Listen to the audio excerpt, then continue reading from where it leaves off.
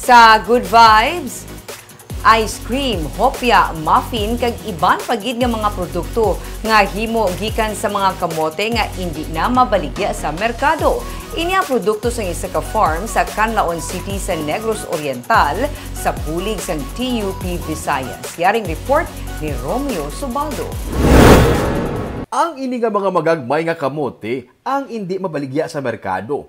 Pero pinagi sa Potato Systems Research and Training Center, Department of Science and Technology kag Technological University of the Philippines, ang reject ka mga kamote ang naidiyahan pa nga makadalas ang income sa mga mangunguma.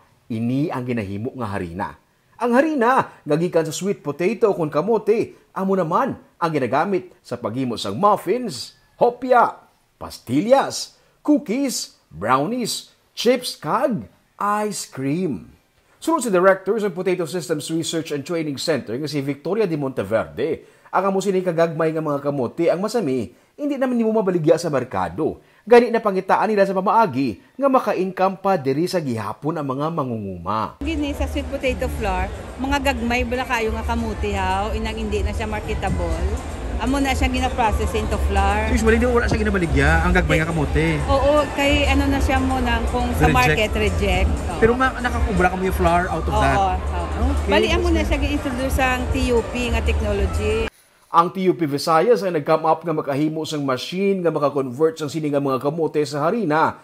Kag sunod sa campus director sang eskwelahan nga si Eric Maluoy, gina-research pa kung paano pagid mapaayo ang kalidad sang harina. Locally, we are trying to work on the local flour with sweet potato flour. Pero we're working on the chemical process and how to do it better than the usual process that they're doing in flour production. Pero may mga ano pa, do tayo pang at work sa chemistry lab. So with that kind of engagement with them, we can come up now with another cluster of local economy. Sang nakaproduce na sang harina, ang mga estudyante sa Northern Negros State University sa Gihulngan Campus kag Central Philippine State University sa San Carlos City nga nag-OJT sa Canlaon Potatoes and Flowers nga farm. Amo ang nag-convert sang harina sa mga pastries. Si Gian Ridoble sang Norso ang isa sa mga nagapangamot sa paghimo sa sini nga mga hopya kag pastillas. Kadamo na sila kuno sa natunan sa sini nga proseso. Ang ginhimo kani ano? Hopya kag muffins. Muffins. Kag ano kani.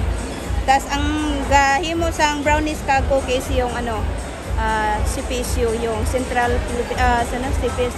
Philippine State University San Carlos Campus. Oh, Kamu yang nga taga kami ang Norso, taga Norso, ano gahimo kami Kagyungan, hopya and muffin. muffins kag ano sa pastillas.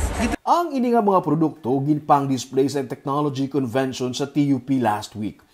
Sa karon, sa mga eskwelahan pa lang sa Canlaon City, nila ginabaligya ini. Naga-process pa sila sa mga permits para mabaligya ini sa ibang pagid nga mga lugar, ilabi na ang ilang ice cream. Kag, nagalaom sila nga pinagi sa sini nga pagbuligay sang eskwelahan, gobyerno, mangunguma kag non-government organization, matagaan pagid nila sang palangabuyan ang mga iloy sa Canlaon City.